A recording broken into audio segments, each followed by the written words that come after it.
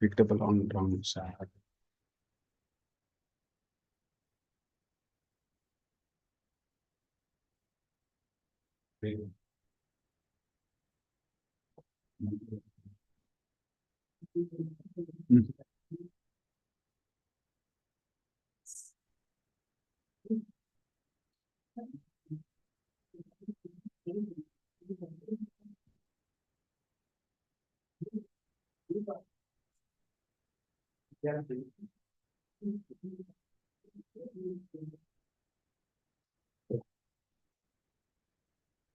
Okay.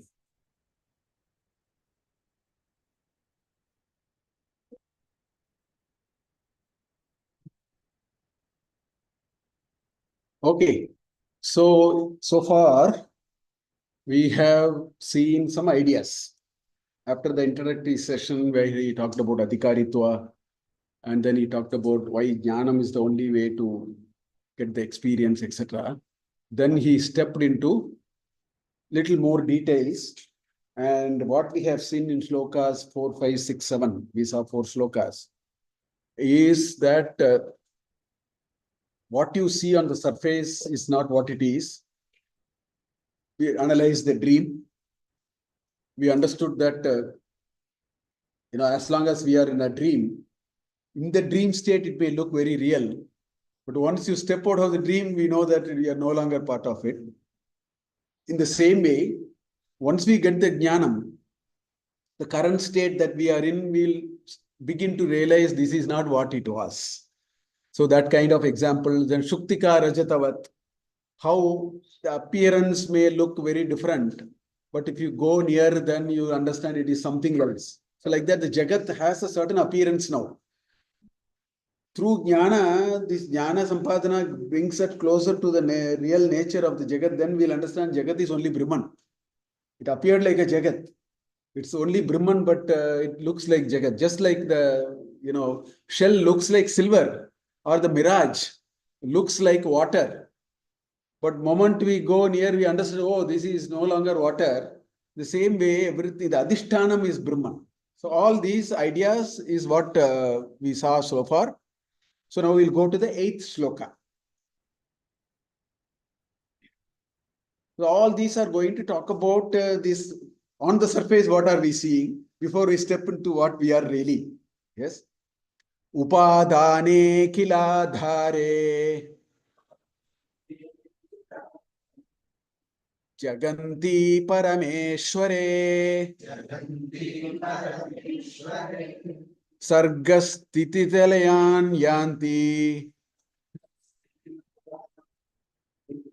Budbudani Varini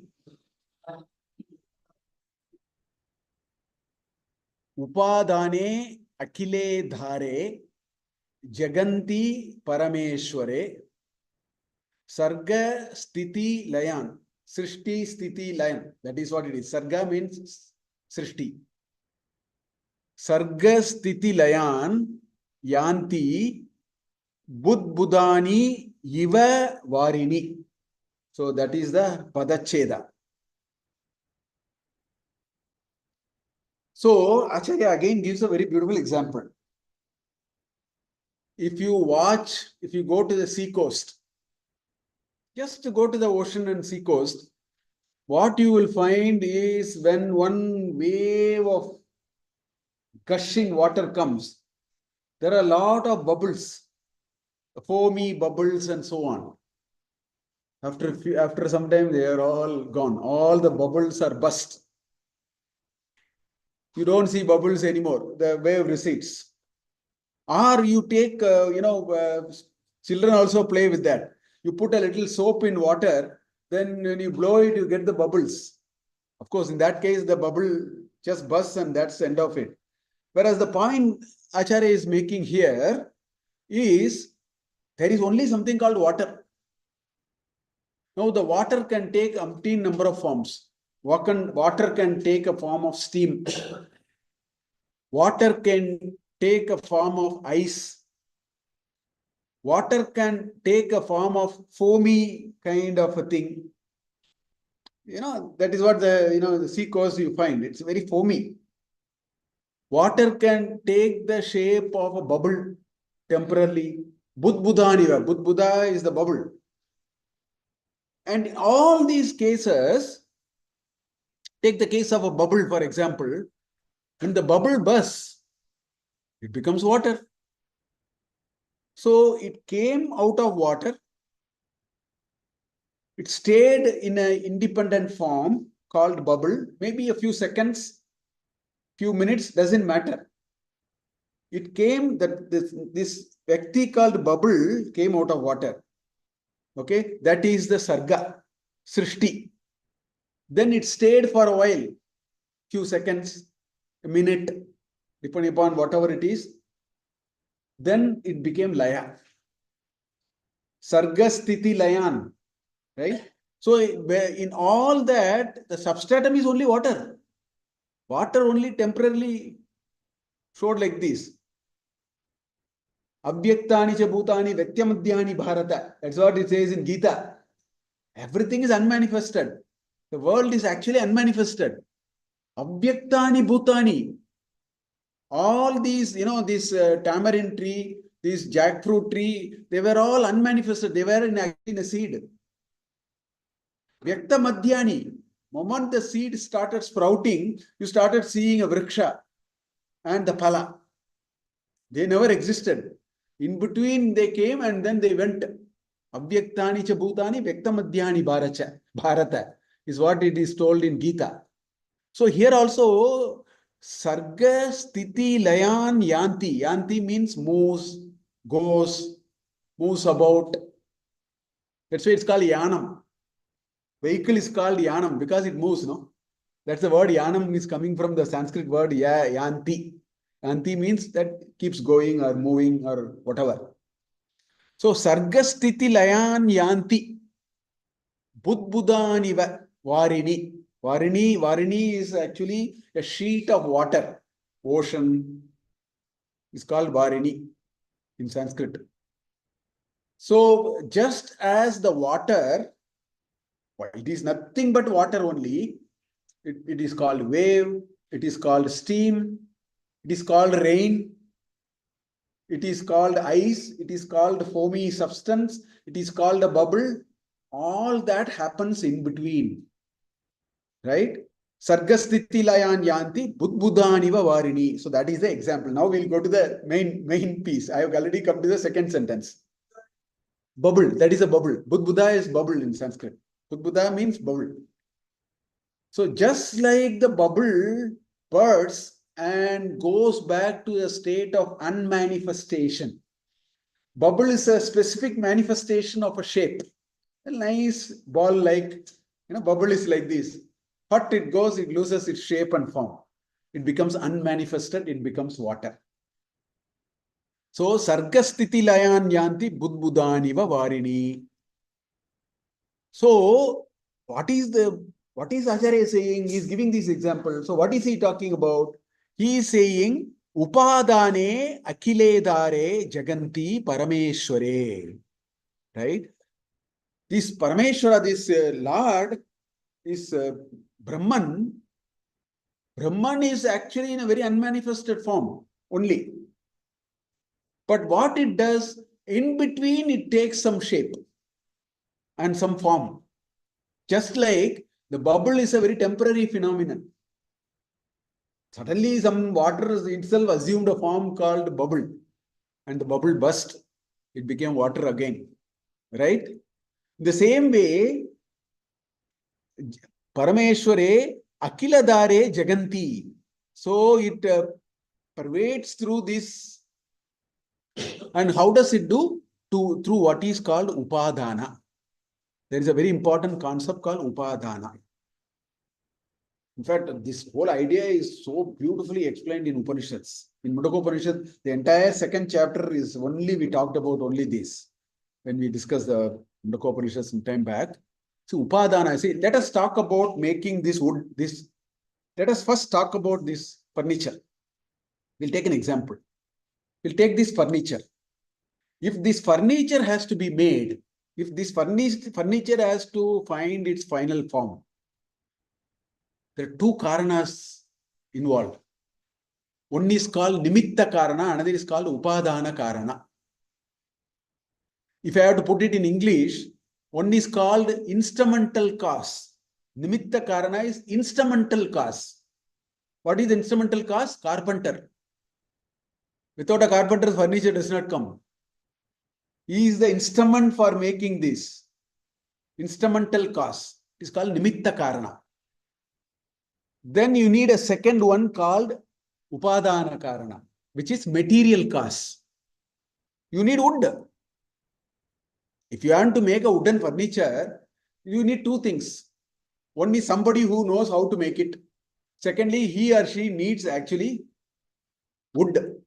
Without wood, how do you make a wooden furniture? So that is called Upadana Karana or material cause. So the Brahman, if it has to take a shape or a form, it needs a Upadana. He is the Nimitta Karana. He himself is the instrumental cause. But he needs Upadana. Some material cause to take shape. So that is what it is saying. Upadane akiladare jaganti parameshware.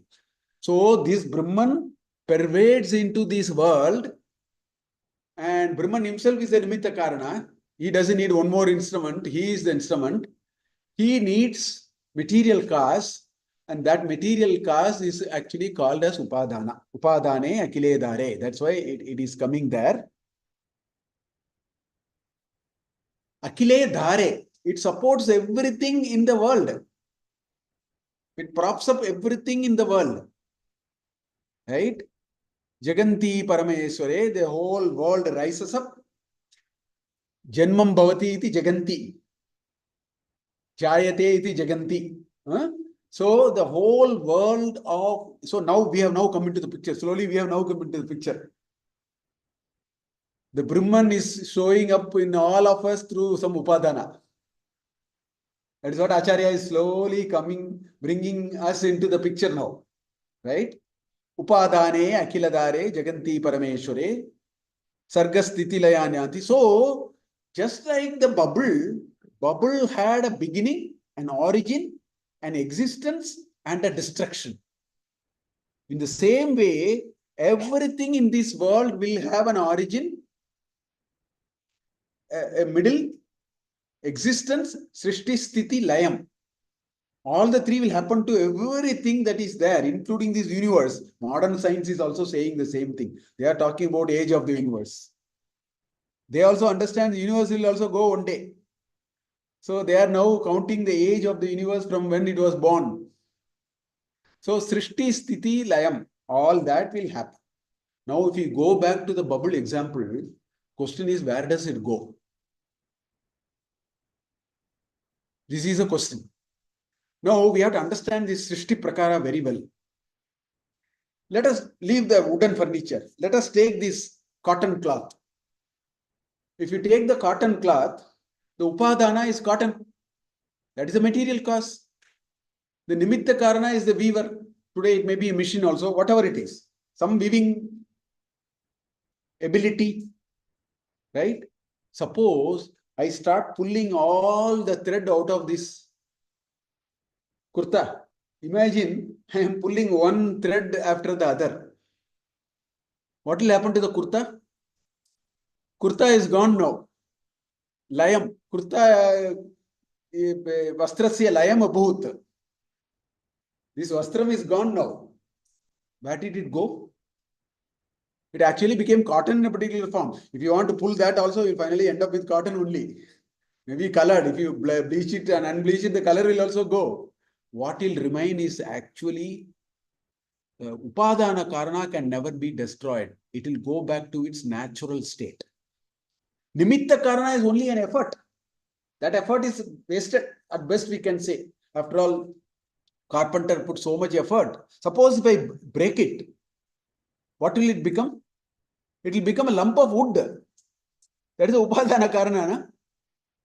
So the Upadana Karana will go back to its natural state.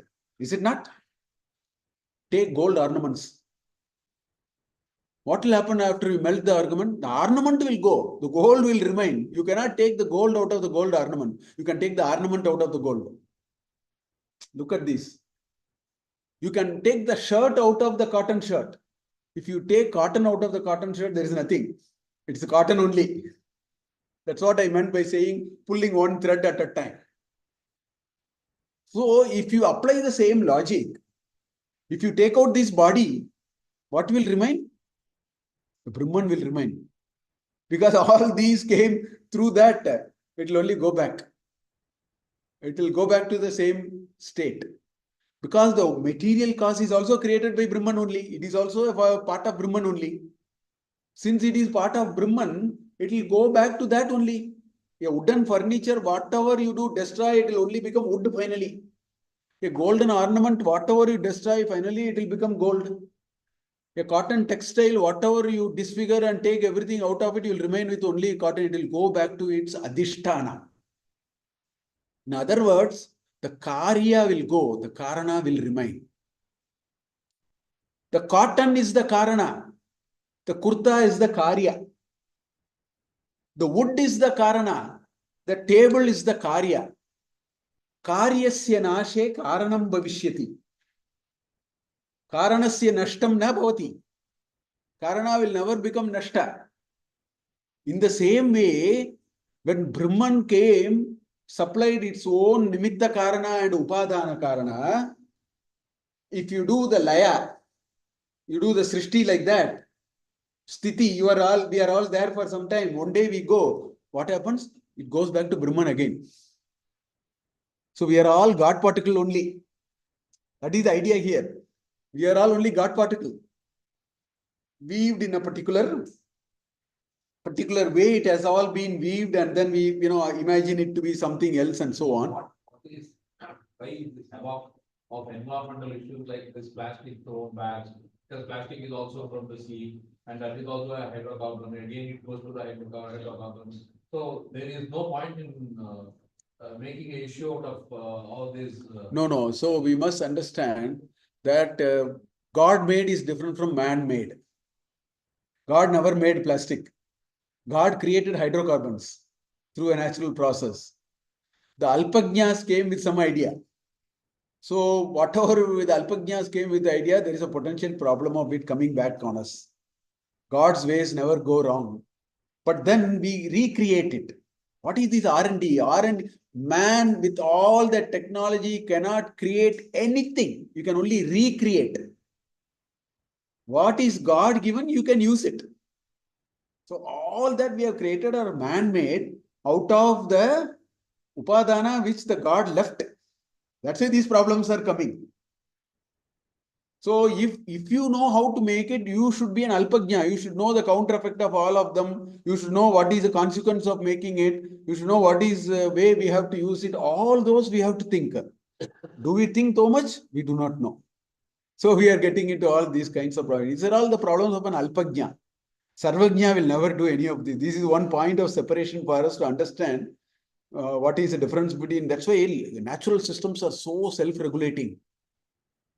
Because they're all God's own creation. That's why in a matter of 3 hours in 2013, in Uttarakhand, in a matter of 3 hours, the clock was wound in a place called Kedarnath by 150 years with a flood. God's creation knows what to do. You mess it up, they'll fix it. There are large natural systems which will, so we can keep on doing it. One day they'll come and then finish it. We call it as Pralaya also. We may come and sort it out. So these are some of the other issues that we are actually, going through and so on. This is, yeah. So is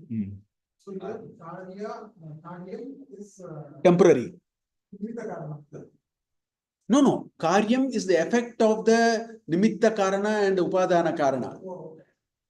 In order to make a karya, you need 2 different karanas.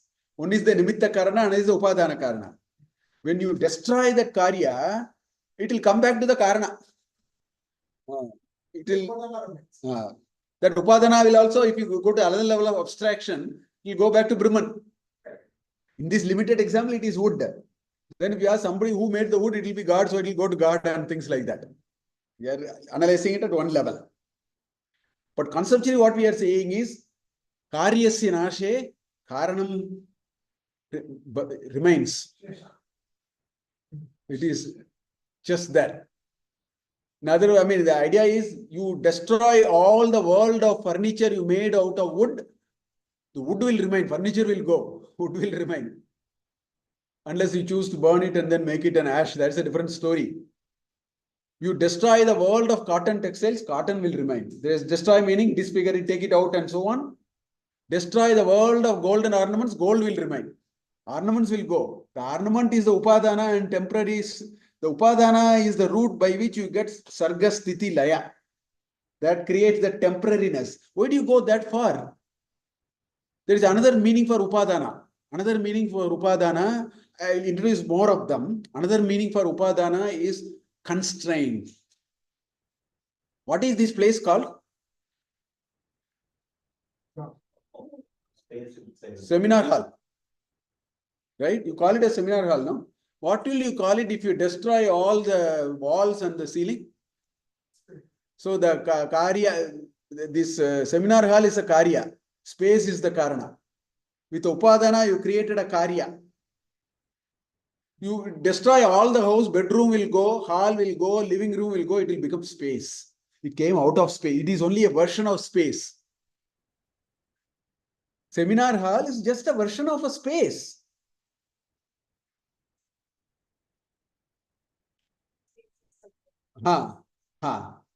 Satyam. What you said is Satyam. True.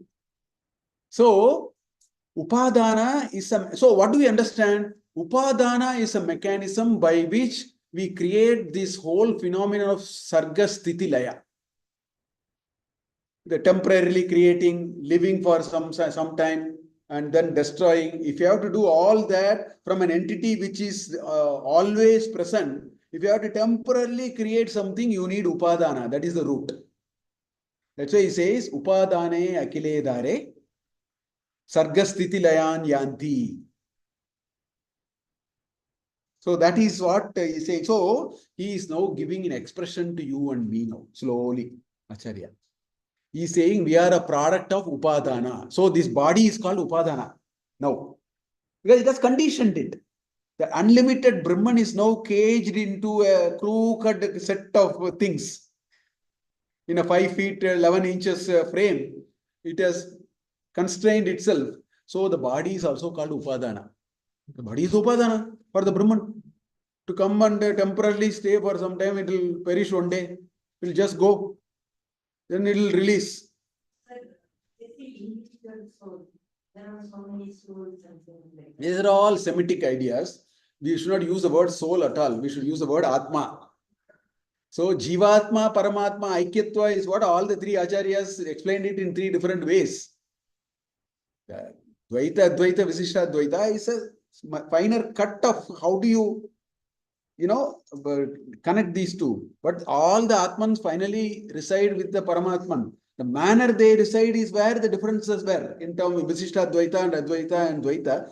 Different versions, but at the conceptual level, they are saying the same thing. The mechanism and how exactly it remains is the only question.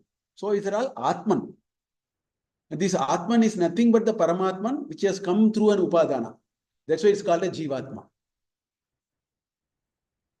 That's how our conceptualization is like that. That is where the Aikyatva is coming, actually.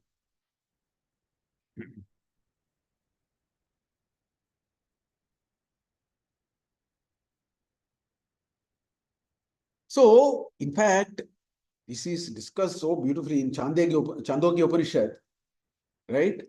There is a very beautiful that Tattvamasi Swetaketu comes only there. Mahavakya comes there. Vacharampanam namadeyam vikaram. Mritika eva satyam. Sarvam rinmayam mritika eva satyam. There is a beautiful statement there. Father and son. Swetaketu and Uddala has a bit of a conversation and so on. He says, Mritika eva satyam. The sand alone is truth. Pot is not truth. As you said, pot is not truth because it will perish, no? It will just go after some time. It existed, but it will not exist. Sarvam Rinmayam. If you know one pot to be made of mud, if you know the second pot made of mud, you know the whole world of mud now. You have understood that. Oh, the Mritika eva sadrum mrinmayam. Sarvam mrinmayam. Mritika eva satyam. Then why then all these? He says, Vacharambanam vikaram namadeyam. Moment you have to create differences, vocabulary starts coming in. You have to say somebody as Karthik, somebody as Narayan, somebody as Meera, somebody as Shruti, etc., etc. Because you created seemingly distinct entities. So, Vacharambanam namadeyam vikaram. When vikara, at the level of vikara, you need names and forms. Mritika eva satyam. Sarvam rinmayam bhavati. Mritika eva satyam. Tattvamasi Shwetaketu. That's how that statement comes there. Ye Shwetaketu, you are just that. Just because of the upadana, different names and shapes have been taken. Because different names and shapes are taken, so we have to have some namadeyam. Namakarana has to be done. Just for the sake of transactional purposes, we need. See, if you have, let us say, in a factory, they make 1,000 components. Components are all there. 1,000 components are there. But in a transactional sense, if you have to use it, you will segregate 10 of them, say this has to go to TVS, so tag it as TVS order. Another 200 of them have to go to Indian Railways, so tag it as Indian Railways order. So for a transactional sense, only we are having name and form. If we have no transactional requirement in this world, none of us need name and form, language, nothing is required. Vacharambanam vikaram namadeyam. Mritika eva satyam. So that's what, he says. In fact, in Tamil literature, Tirumular, Tirumandiram, right? He says there are very nice Tamil, my Matrubhasha. He says, Kallai kandal nayai kanom, nayai kandal kallai kanom. Kall means stone. Nai means dog in Tamil. So this man says, see, imagine there is a very beautiful stone sculpture of a dog. So this Kavi says, if you see the dog, you don't see the stone. If you see the stone, you don't see the dog. One is seeing the Karya, another is seeing the Karana. That is what is happening. Person who is seeing a stone is seeing actually the Karana. The person who is seeing a dog there is seeing a Karya. Right? That's what that Kavi says, Kallai Kandal. If you see this dog, I don't see the stone. If I see the stone, I don't see the dog. Tirumular. That's what Tirumular says. Mamadam, Marathil Maraindadu, Mamadam Yane. Marathil Maraindadu, Mamadam Yane. There is a wooden elephant. So Tirumular in Tirumandiram is a very great philosophical work. He says in this great elephant has now disappeared into this wood. So there is Karya and Karana. It all depends on our perspective. In a normal sense, we are stuck with only Karya. We are not scratching the surface and going to the Karana part. All of us have a Karana and a Karya. The Karya is, our name, date of birth, etc., caste, linguistics, all those parameters that we so much use. We think that is what I am. That's not what I am. In fact, in my Bhagavad Gita elective in IIM Bangalore, when I run an elective in Bhagavad Gita, I use very modern YouTube TED talks and YouTube talks to teach Gita. I don't use very complex old texts. I use day-to-day latest. So I show them a video. This video is such a beautiful, only ink video is there. One person, one British national, what he does is he goes into some army training, something. He goes through some physical education, course and all. Well built, very nice person. His idea was to join the army. Anyway, that did not happen at that point in time. So he becomes a physical education teacher. This video is 7 minutes. He quickly comes, all these ideas come. Now, after a year or two, he meets with a massive accident. A truck runs over him.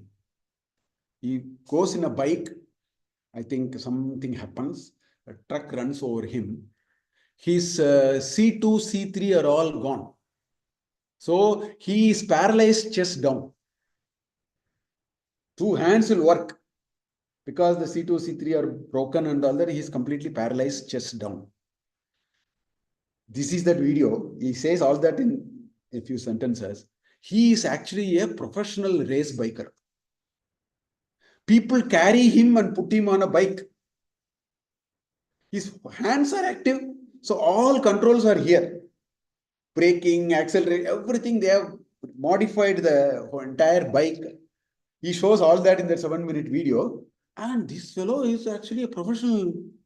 He goes for bike race. Oh, he zooms. They just put him there, and moment he says tuck, and then this fellow goes. They catch hold of him. Moment the race starts, they leave him, and then he goes. And they come. All that he's showing. I show this video to my students, and I ask them, please describe this person. Please describe this person. So they will look around, and one fellow will say, "Sir, he is very happy.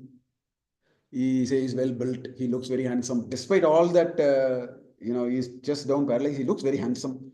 He seems very enthusiastic." So they will tell so many words.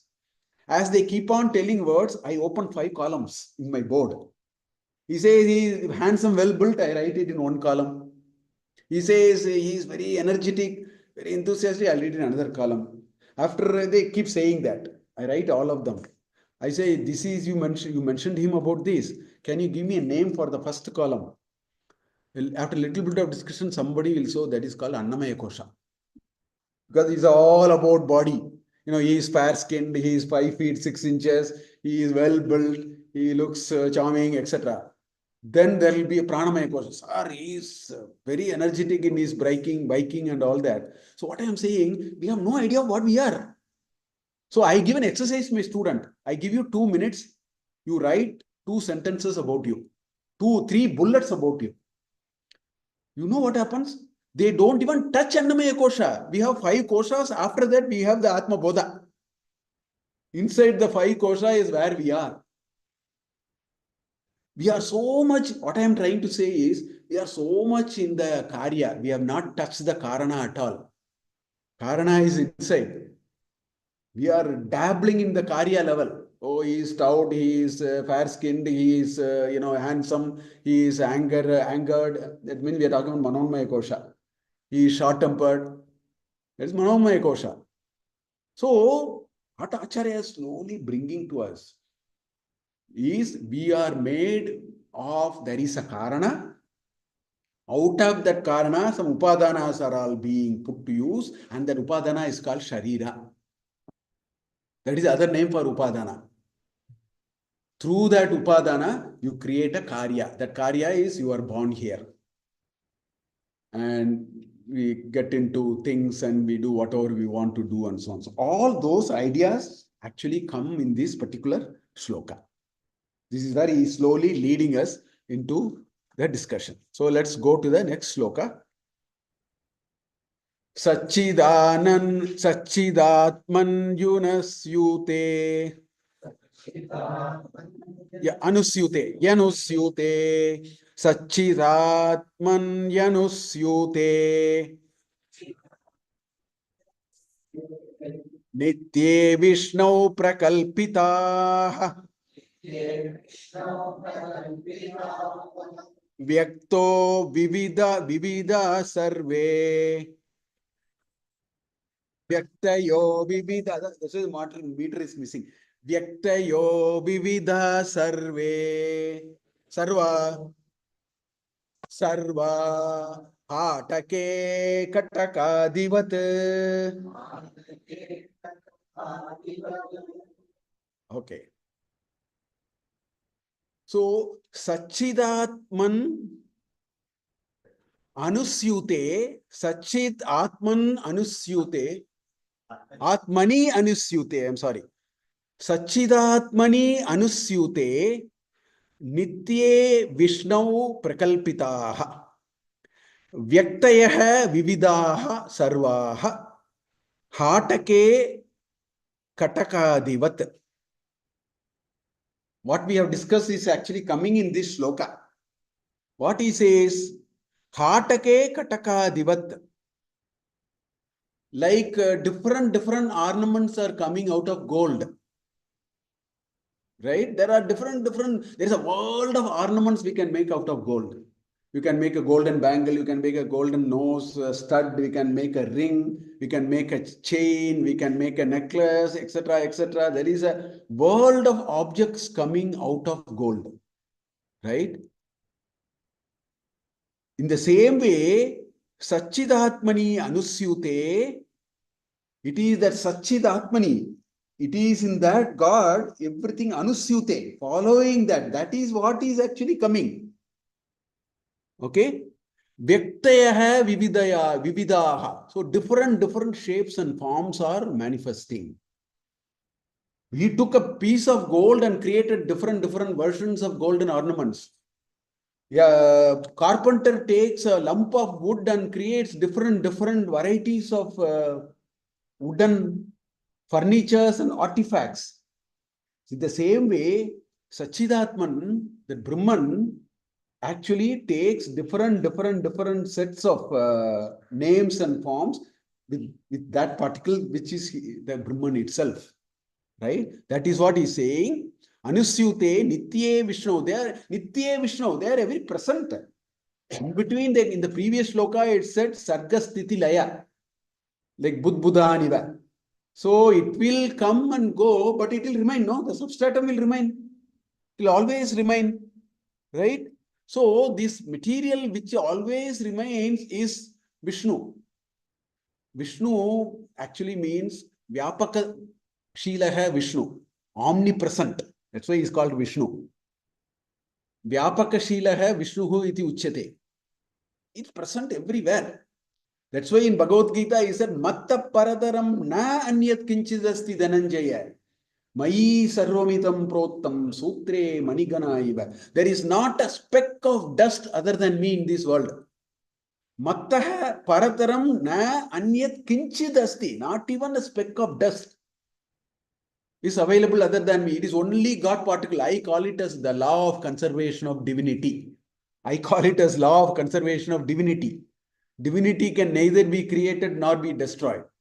It will only manifest and unmanifest. Manifest, unmanifest. It can only transform from one form to another form. It's only divinity. It's the law of conservation of divinity. That's what it is. So that is what is being told in this shloka. Acharya says, Sachidatmani Anusyute, following that Sachidatman is Nitya Vishnuhu, Prakalpitaha, Kalpitaha, Prakrishtena Kalpitaha, Visheshataya Kalpitaha, the world of multiplicity is created. Vyaktayaha Vividaha Sarvaha, the world of forms and shapes are all formed out of that Brahman. Right? The substratum is only Brahman, out of which all these are coming. Just like you can create a world of ornaments out of gold. The gold is the, Karana. All the ornaments are the Karya. In the same way, the world is the Karya of the Brahman. The Brahman is the Karanam. The world is only a Karya.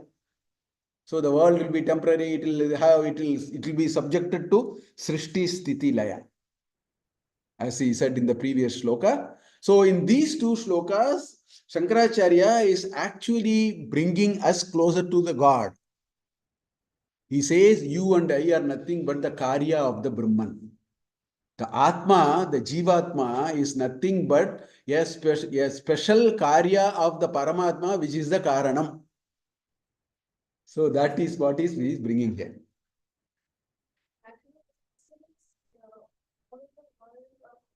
These are projected by imagination. So now, who does this? Because Brahman has no karma, and the jivas are the product. Those who project. So who is doing this? So we will see it as we go along. We will really talk about it. So as this manifestation happened, it has certain equipments which are all the upadhis. The antakaranas, manaschatti, ahankara, manobuddhi, ahankara, chitta, and all those. The Dashendriyas, the panchakarmendriyas, with all that ornaments, with all that upakaranas that we have, this Jivatma suddenly thinks to believe that it is independent from the Paramatma and start doing the Vyavahara. Huh? itself? Yes. It's all part of the karya. Why would structure? Dharana has no karma. Uh-huh. Then why would he project? Why would he imagine? Yeah, so see, it is like this.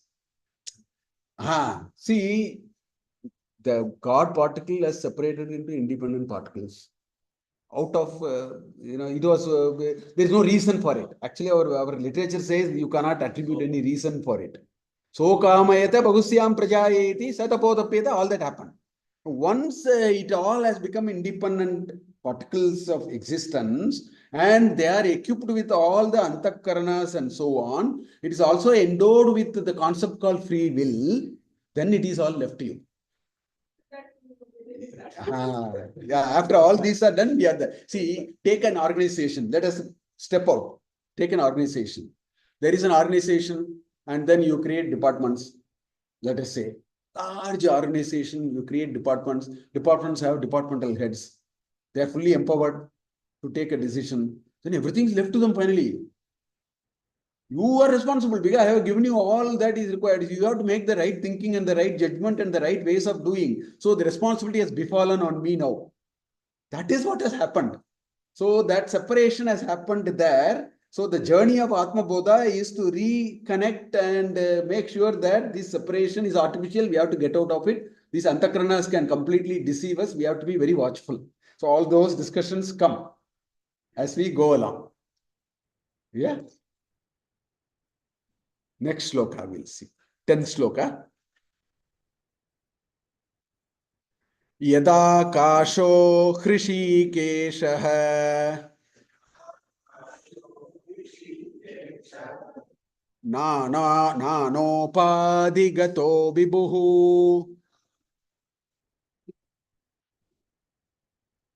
तदेद्बदाद्भिवन्नवत् तत् भेदवत् तद्भेदवद् भिन्नवद् भाति तन्नाशे केवलो भवेत् यथा आकाशः ऋषिकेशः नाना उपाधिगतो विभुः तत् भेदात् भिन्नवद् भाति तन्नाशे केवलो भवेत्. I already gave that example. This Akasha is one single entity. Tada Akashah Hrishikeshah Nana Upadhigato Vibhuhu. This space is only one. If you demolish everything in the world, demolish all shapes and forms in the world, what will happen? It will be an empty space. That is the starting. We are not in the starting, so we are not able to appreciate it. The whole world is nothing but an empty space. Right? Now you started artificially creating constraints in it. You took a 60 by 40 plot. You started putting a structure to it. Somebody called that structure hospital. Somebody called that structure patashala. Somebody called that structure house.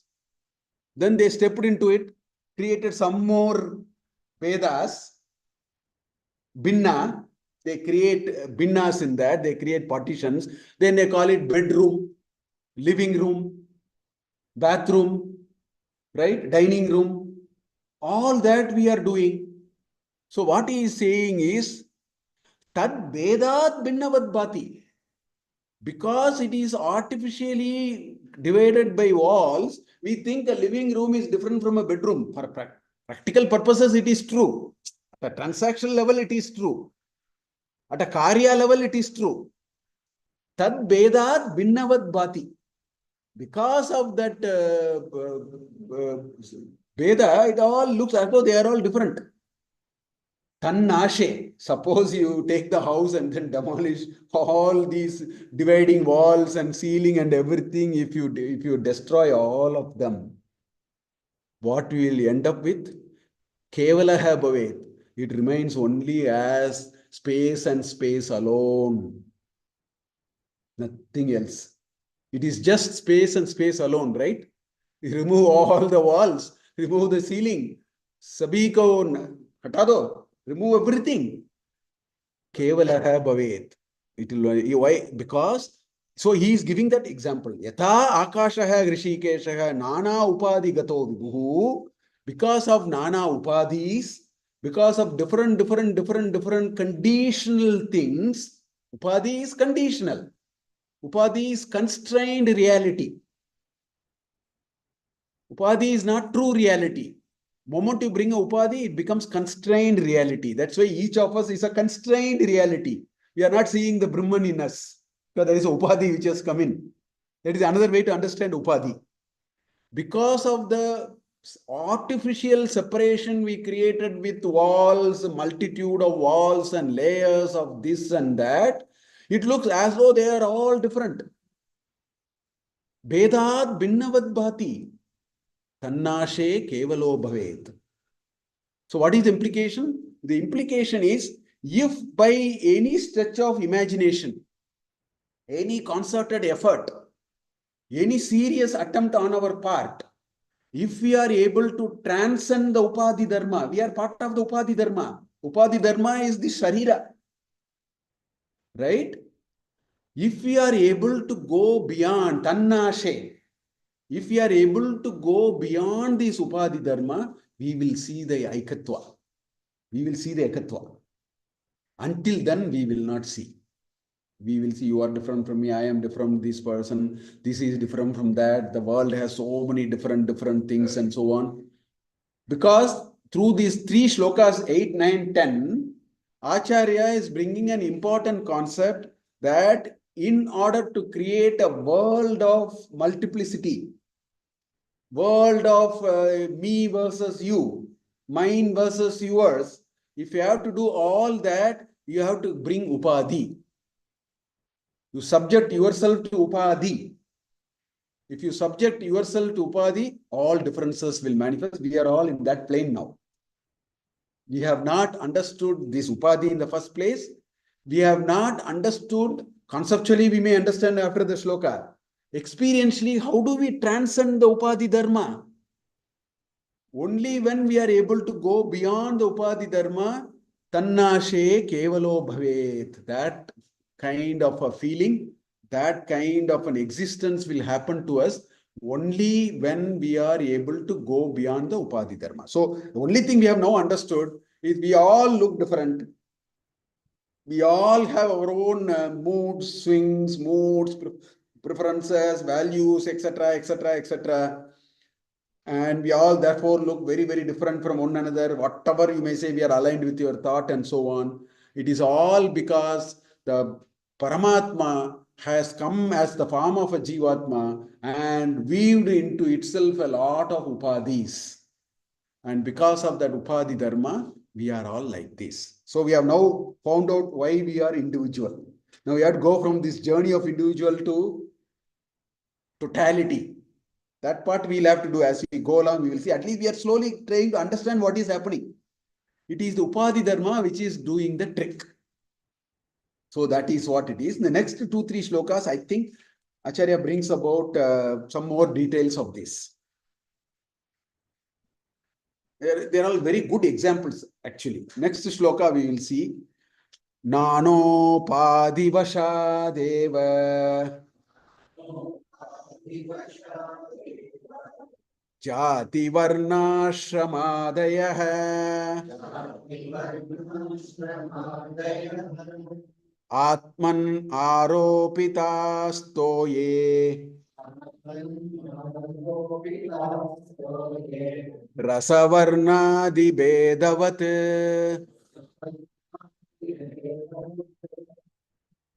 Again, he gives a very beautiful example. You bring 4 colored bottles, which is what I have brought. You can bring 4 colored, these are all identical shape. I would go one step further. Bring a square green bottle, round red bottle, a triangular blue bottle, and a circular, some other pink bottle. Then you know what we can say? I have square water. I have round water. I have triangular water. I have red water because water will look red, na, in this bottle. Water by itself has no color. So it takes the color of what it is subjected to. The upadhi is giving, now it is giving it some attributes which is not its. It is not its own dharma. It's not its own property. But then the first bottle here is a yellow bottle. So the water will look like a yellow water, actually speaking. Honestly speaking, it will, unless you open and then pour it out, you may be think it may be, who knows, it may be actually a lemon juice also, which is yellow. And it is not too bad to assume like that. Oh, there is, kala pina hai, neela pani hai, all that we can say. There is a blue water, there is a pink water, there is a purple water, all that we can say. Why we can say? Because water by itself has no property. Because it has no property, it has imbibed the property. I mean, to us, these are all perceptible realities. No, these are all realities that we see, illusions. These are the kind of illusions, right? So he says, Atmani aropitaha. The second line he says, Atmani aropitaha. All these are latched, thrown on the Atman. Atman is pure, nirvikalpa, nirakara, niratishaya. The Atman is absolutely crystal clear and pure. That is what came. Right? What he says, Nana upadi vashateva, because of different upadis, Nana upadi vashadeva, jati varna ashramadaya. Now everything is upadhi now. That I am a Brahmin is upadhi. This is an artificial tag you have stuck on this soul or on this Atma. The Atma is neither a Brahmin nor a non-Brahmin. The thing. We have started putting tags now. Each tag is called a upadhi. Each tag is called upadhi. Right? So jati, varna, ashrama, so many things. He is a Malayali, he is a Kannadiga, he is a Sindhi, he is a Uttarakhandi. All the tags we are putting. Each tag is a upadhi that we have thrown on this pure entity. This entity is pure by its nature. Last 15 slokas is going to only talk about this entity. The entity is crystal clear and absolutely pure. Nana upadhi vashat eva, because of different upadhis which we have latched on to, jati varnashramadaya adaya. Acharya, there is a long list, you can't put all the list. So he said adi, adaya. Adaya is the plural of adi, adaya, etc., etc. We have created a world of infinite difference. I mean, we are very good in all that. At every level, we fine cut into another 3 levels.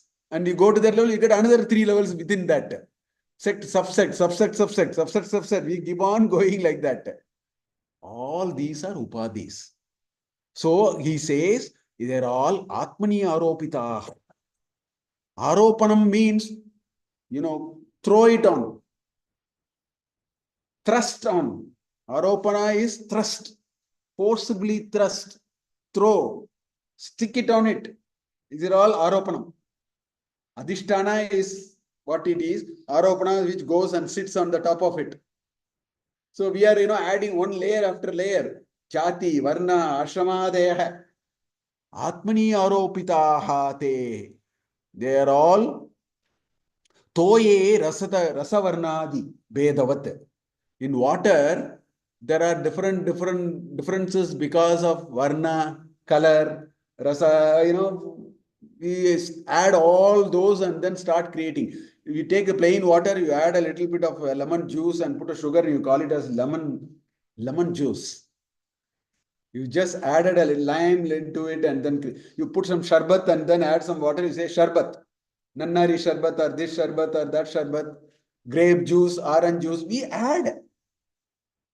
As I told you, you put the water in a black color, in a blue color bottle, and then it, for an uninformed person, looks like a blue water. For a 2-year-old child, it thinks there is a blue water and a green water. And some child make a big noise. I want only red water. Red color only I like. Little the child knows the water is not red, but then from outside it looks like red. So big fight. I want only red water. Akka has taken the red water. Get me the red water. Let her take the blue water. Because so, which means we are also childish. We are not doing it with water, but we are doing it with something else. We are not doing it with water, but looks like we are doing with something else actually. So he says, Nana Upadi Vashadeva Jati Varnashramadaya. Let us see what Padmapada has to say for this shloka. Seen it. We just go and see. What is his bhashya for this? Sometimes Acharya adds a little bit add to it.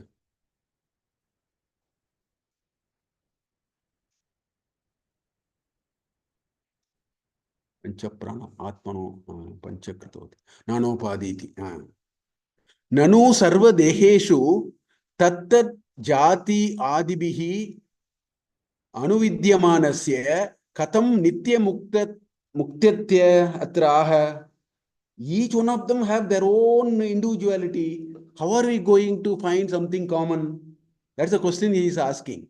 And in answer to that, this example comes, Nanopaditi.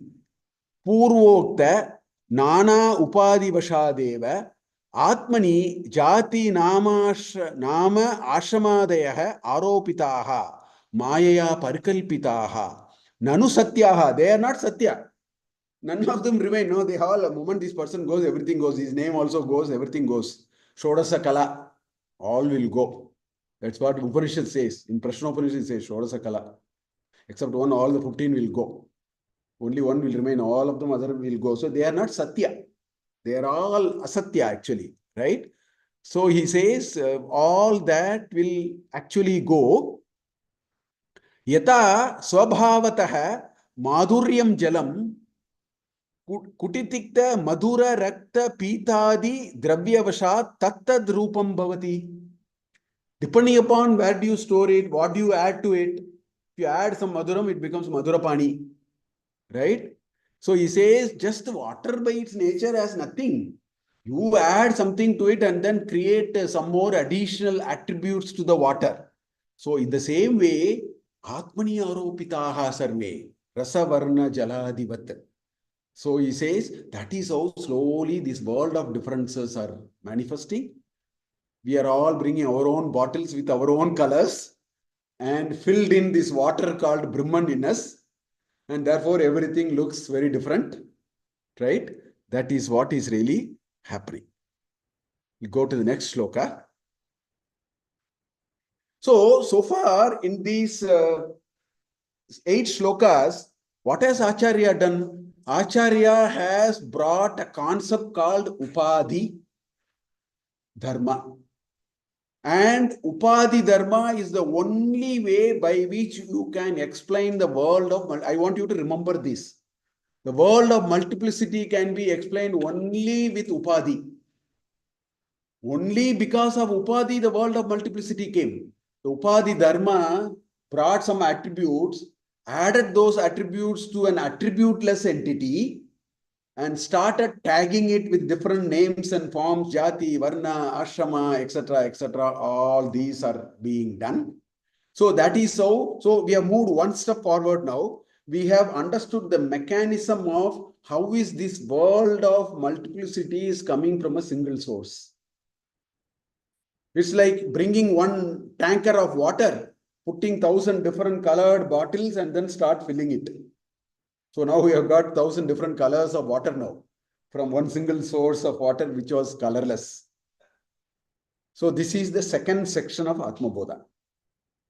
So now we'll move on to the third section of Atma Bodha. Acharya takes this concept further.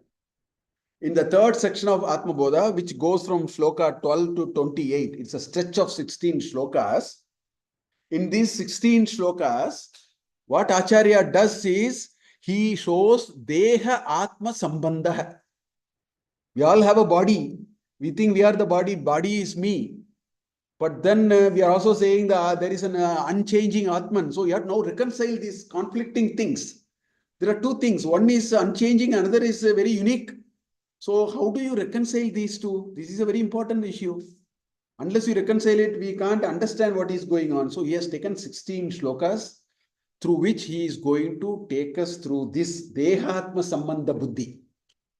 That is the next section of Atma Bodha, which we will see. We will start with the 12th shloka, where he summarizes what he has said so far and then moves on. Panchīkrita Mahabhuta Sambhavam Karma Sanchitam Shariram Sukha Dukkhanam Yogayatanam Uchyate.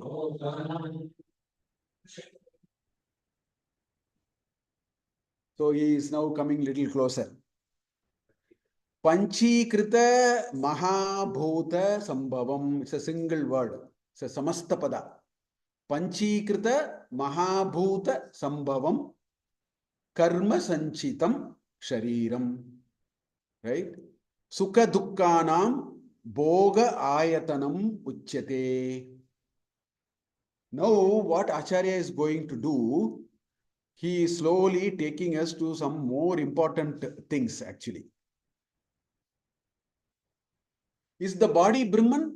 The body cannot be Brahman, it is perishable. Brahman is not perishable. The body cannot be Brahman. So therefore then the question comes, what is this body? Where is this body coming from? That question will come because Brahman is Anadi and Ananta. And we said Brahman has come here and then now there is this body. So very clearly the body cannot be Brahman. Then naturally the question comes, then what is this body?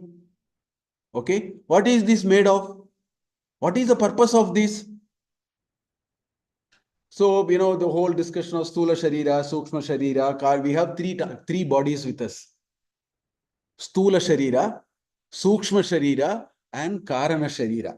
We have three bodies with us actually. So we need to now, Acharya is going to take us through all that, right? So these three are the Upadhi. For the human being, this is the Upadhi. Just like the Upadhi for this drawing room or this is the, brick and mortar. Steel, brick and mortar is the Upadhi to get this seminar room. What is the Upadhi to get an individual entity out of a oneness called Brahman? That Upadhi is called Shariram. And the Shariram are Tridha Bhavati. Stula Sharira, Sukshma Sharira and Karana Sharira. So Acharya is taking us one step at a time. He is talking about all that. Right? So there is a word called Panchīkrita Mahabhutam. In fact, these concepts are all very well established in our Sankhya Darshana. In our scriptures, they talk about Panchīkritam. You say it's called Prapancha. This world is called, see, Sanskrit is such a beautiful language. They don't make words just like that. Each word is, meant for a purpose. When you say Prapancham, if you call this world as Prapancham, you know what you are saying? You are saying, I am saying this world is made of the Panchabhutas. That is the meaning of the word Prapancha. The world is made of Panchabhutas. If you say Loka, Loka means world. You know why it is called Loka? Lokru, Lochane means that which can be seen. So the world as I see, if you have to describe that world, you have to call Loka. Lokru, Lochru, there are two dhatus. Darshane, Lokru Darshane, Lochru Darshane. These are the Dhatupata. So from Lokru you get Loka. From that you get Alokayate, that which can be seen. That's called Alokayate. Everything is coming from Lokru Darshane. So if you use the word Loka for the world, what you are talking about is my world view. What I see as world is different from what you see as world. If you have to describe that, you have to use the word Loka. If you use Jagat, it has a different meaning. Jagati, it keeps on moving. Everything, constantly it is in a flux, no? If you have to communicate that idea of the world, you have to say Jagat. Sanskrit words are like that. For Agni, you have Agni, Pavaka. Pavaka, if you use the word Pavaka for Agni, what it means is that which is capable of purifying. So we're using Agni in the sense of its ability to purify. If you have to use the word Agni in that context, you have to use the word Pavaka. Anala, Analaha. Alam means enough. Bhojanaya alam means I had enough food, good lunch, enough. Whereas Agni, you know how it is? Once it becomes a raging fire, nothing is enough. Anything you give, it will eat. That's why it's called Analaha. That's why it's called Analaha. So, Sanskrit words are like that. Vahati iti vannihi. It carries something, so that is called, it is vannihi, and like that. Whatever we offer in our ahuti, it goes to the devas, though that's why it's called vannihi. Vahati iti vannihi. So anyway, here it is called prapancha. So panchikritam. That's where we got distracted. Panchikritam mahabhutam. This whole world of physical entity is formed through a complex process of what is called panchikaranam. There is a panchikarana vyavastha. See, we have pancha maha. In fact, we have what is called, pancha bhutas. We have, right? And there is something beyond that also. Right? So the Panchikrita, this Panchikarana is a process by which the 5 great elements are combined in a particular fashion. There is a formula there. All these are Tattva Bodha, it is all available in the Tattva Bodha actually. Tanmatras are there. The ultimate is Tanmatra. Pancha Tanmatras. Out of Pancha Tanmatras, we get Pancha Bhutas. From the Pancha Bhutas, you can create Pancha Karmendriyas, Pancha Jnanendriyas. We can create the Antakarana, Manas, Buddhi, Chitta, Ahankara, and all that. So that is what is described here, Panchikrita Mahabhutam. Right? The Apanchikritam is the Tanmatras. The Tanmatras are the natural state of existence. See, there is something called Jala Tattva. It is a certain attribute. Now, if you take that Jala Tanmatra and then divide it into 2 halves, that 1 half, you make it 1 quarter, 1 quarter, which means 1/8, 1/8, 1 half of 1 quarter of 1 half, which is 1/2 into 1/4, which is 1/8. So you get 4 components of 1/8, which is the half component. Like that you do for all the 5 bhutas, let us say. Agni, Tanmatra also we did, Vayu, we did Akasha, we did Prithvi and Apu. Then you take the 50%, add the remaining 1/8 from the other 4. All the 4 we have 1/8. So we can take 1/8 and then add it to it. That is the Panchikarana process. Then you have the Jala. There is a process. Let us not get into it. But the point I am trying to make is this Utpatti of the world of material entity is done through what is called a Panchikarana process. That's what he says, Panchikrita Mahabhutam. Right? So the body is made of all the 5 elements. That's why you have Jata Agni, you have the bile juice, you have the Akasha, because there is a space. You have the Vayu. Some people are very conspicuously showing they have Vayu anyway. So you have Vayu also. Akasha, all the tattvas are part of it. Prithvi, you have solid material here. This body is made of the Panchabhutas. Correct? That is in Taitra Upanishad, it is called Annam. That is called Annam is the Virat. Annam Brahmeti Vyajanat. Annadyeva kalvimani bhutani jayante. Annena jatani jivanti. Annam prayantya visham vishanti. Tad vijijñasva tapo brahmeti. Satapo tapyata satapas taptva. Like that it goes. So that is called Annam in Taitra Upanishad. But in our context, that is the Panchabhutas. The body is made of Panchabhutas. Right? No, not only that. Look at the shloka. What it is saying? It is saying Panchikrita Mahabhutam Bhuta Sambhavam Karma sanchitam. So the other component of this body is the karma. See, this karma is a very, very important principle in Sanatana Dharma. We should not have any iota of doubt about it. This karma is a very, very, we are all Sanatana Dharmis, we should strongly believe in this whole notion called karma. Why? It is the most robust, logical framework you can ask for. I ask a simple question. See, the Semitic religion and karma and rebirth, reincarnation, punarjanma, these are the two pillars of Sanatana Dharma. I want you to very clearly understand this. None of the Semitic religions can come near this concept at all. In Semitic religion, there is only one birth, one janma, one life. Enjoy Madi. Enjoy the life. But it is so illogical. I'll tell you an example. Suppose I am dying tomorrow. Today I unleash a lot of violence on you. Who is going to give me punishment? I mean, if you have a system in which if I am not responsible for what I have done, that is a poor system. First, you understand that. As I sow, I must reap. This is a cardinal principle of Dharma.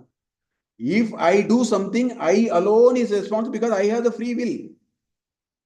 I have all equipments with me. So if somebody if it is a single birth, if somebody just before he dies, he does something grossly, immoral, wrong to somebody. Now they are saying there's a judgment day, all that. I mean, that looks a very complex system. Whereas what is our system? Our system says, if you do something, you alone are responsible. There is a 14th sloka in chapter 5 of Bhagavad Gita. Nadatte kasyachit papam. He says, God says, I am not even responsible for what you did. Sujati Prabhu. It says, I don't do anything, pa. I am only a watchman here, sitting here. I have empowered you. I have given you all the faculty. I have given you complete empowerment. You cannot complain. You do and then you take the benefits or you reap the wrong things out of it. Correct? So in our system, no, you go to a village festival. You go to a village festival. Even there, they give you 3 rings to try at that soap. One fellow comes and puts a jamkala, one bed sheet, and puts a mirror, a soap, a comb, something. He says 3 rings, 10 rupees each. Even to take a soap, you need 3 attempts. Because sometimes the first attempt, you don't get it, no? You need a second attempt. Maybe you understood the trick of throwing it. Maybe the third. For a soap, if you need 3 attempts, come si come. To purify my janma, I need 3,000 janmas. To purify myself, I need 3,000 janmas, if not less. Don't you think? How can you say one chance? That's not going to work. That's illogical. It's impossible. So, Punarjanma is the cardinal principle of what is called as you sow, you will reap. God is not in the picture. He is not going to come at all. You have to do whatever you need to do, you have to do. That's what he is actually saying, right? As you sow, you will reap. One more example, children born as defects at birth. Not only that, I'll give you a more positive example. There was one 1.5-year-old child in Tamil Nadu. I was reading in a paper. This child has started words. This child has started speaking. Slowly, the vocabulary, child takes 1 year, 1.5 years, 2 years to start talking. No? At the age of 1.5 years, when the child has started speaking, the child was murmuring something. So the villagers did not understand what is this child trying to do. Little later, they found this child is actually reciting 1330 Tirukurals. Who taught this child Tirukural at the age of 1? Purva Janma Abhyasa. There is one Ravi Kiran. Ravi Kiran in Bangalore in 1963-64, go to Adya Narayana Iyengar's grandson. You know what they will do? This child is child prodigy. He will bring the child after the go to Adya Narayana Iyengar's Kacheri in Fort High School and so on. They will bring the child. Child is 1.5 years old. Narayana Iyengar will take the Vichitra Veena, go to Adya, ting, ting, ting, he will do. Just he'll beat the string a little bit, the child will identify 300 ragas. They are positive examples. Where is it coming from? We believe in continuity. But reason we quote the child for the example is because in the Semitic religion we say God is ever compassionate and doesn't punish people. Then why did this? Exactly. In fact, Vivekananda was asked, Swami Vivekananda was asked, why is God so cruel? This, child, for no fault of it, it is born in a very poor family. It is all in abject poverty. You know what was Vivekananda's answer for it? Swami Vivekananda's answer? He said, two people are having 1 acre land side by side. One person has tilled the land and kept it very well. The other fellow has actually just left it. When the heavens open and pour. It doesn't bother about this land or that land. The heavens open and pour. When the heavens open and pour, the person who kept the land tilled very well and so on, he will reap cash crops out of it. Whereas the person who did not do anything about his land will spend 1 lakh to clear all the weeds. He says, why are you finding fault with the land? Why are you finding fault with the rain god? You have not prepared the ground. So, Purva Janma Karma Sanchitam, that is the Karma Sanchitam here. The karma that we bring cannot be, taken away. I will use 1 minute. I will use accounting 101 to explain this. There is something called, profit and loss account, and there is something called balance sheet. Why? Because accounting, the first principle, what we teach? Every concern is a going concern. This Atman is a going concern actually. Anadi, Ananta. That is the English meaning of, in commerce is called going concern. The assumption is the company will go on and on and on and on and on. If the company goes on and on and on and on and on, then you need to take stock every now and then. Otherwise, you don't know what is happening. So you have what is called P&L account. Every year you do what is called retained earning. Retained earning can be positive or negative.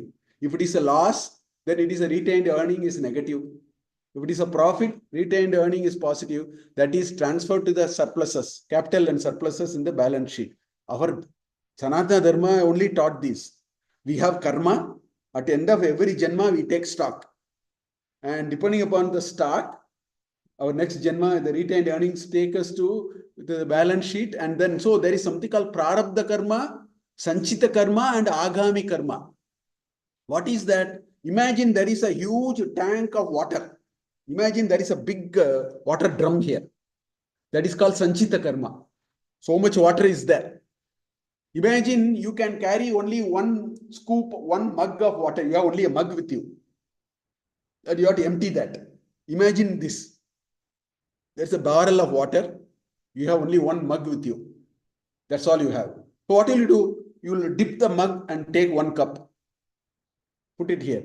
That mug that we have taken out of it, that's called prarabdha karma. From that karma that we have accumulated, this Atma, what it does, it takes 1 bag, whatever it can take, it pulls it out of it. That prarabdha janma manufactures the body for this.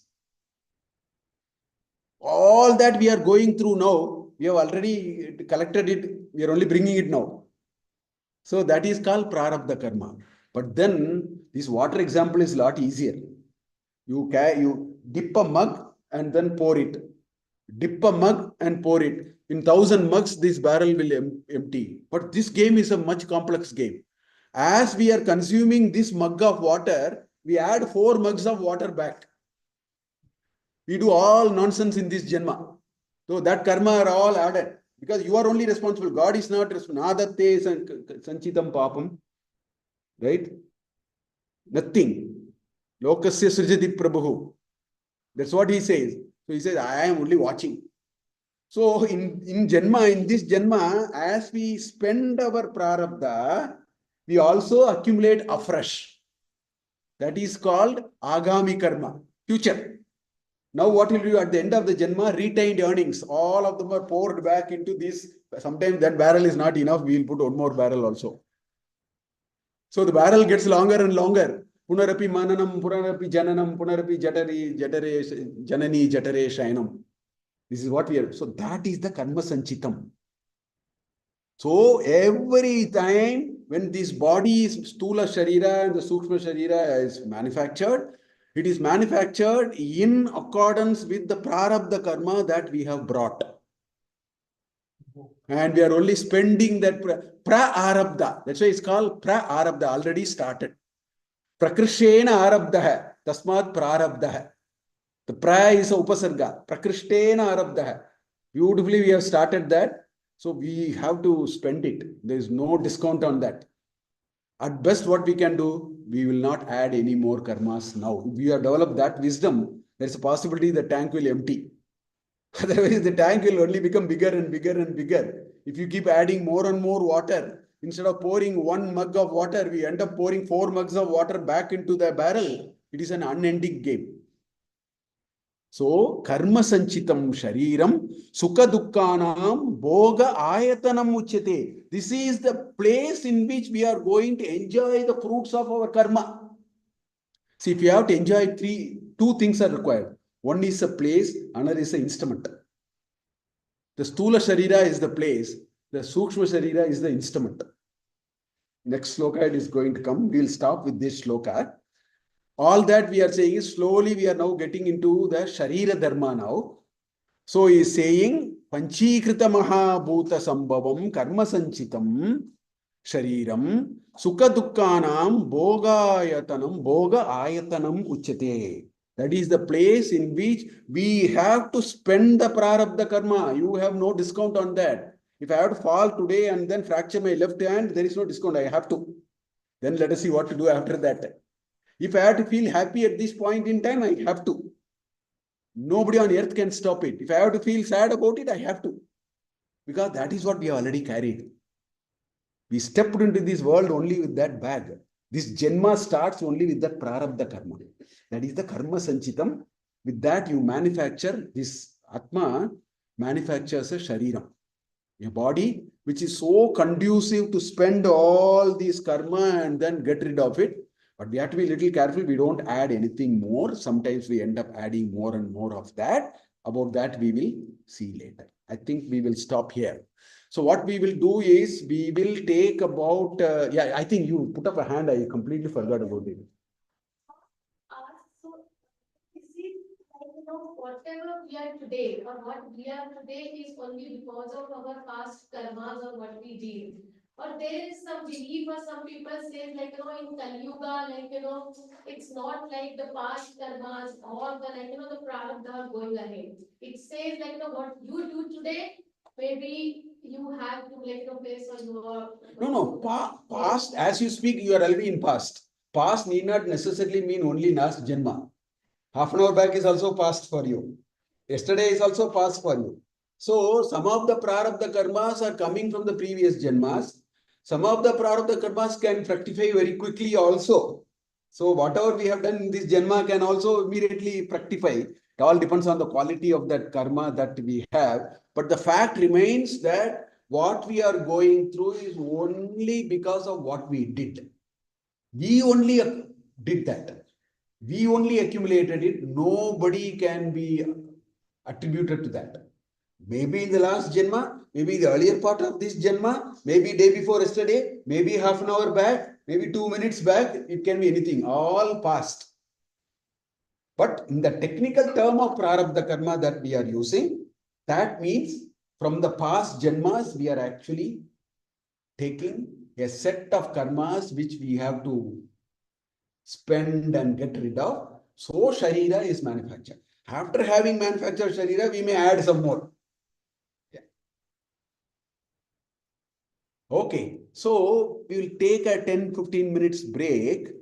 Then we are going to have a nice meditation for about 20 minutes of the concepts. These concepts, best thing is to close your eyes and then go through that concepts. So I'll ask Sujata to take us through that simple meditation of walking us through those important concepts that we have gone. So every day we'll do that. That way, silently, it sort of reverberates in our mind and reinforces some of the ideas that we have gone through. So we will have a half an hour meditative session. We'll just sit closing our eyes and follow her instructions and just walk through that experience that we will do and close it for the day. Is that okay?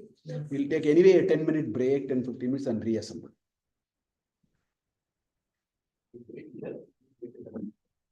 Whichever way, we will see. Since it is very stuffy here, we can even step out and sit there. Quadrangle also, it is very stuffy here because temperature, like power is not there. You can sit out also.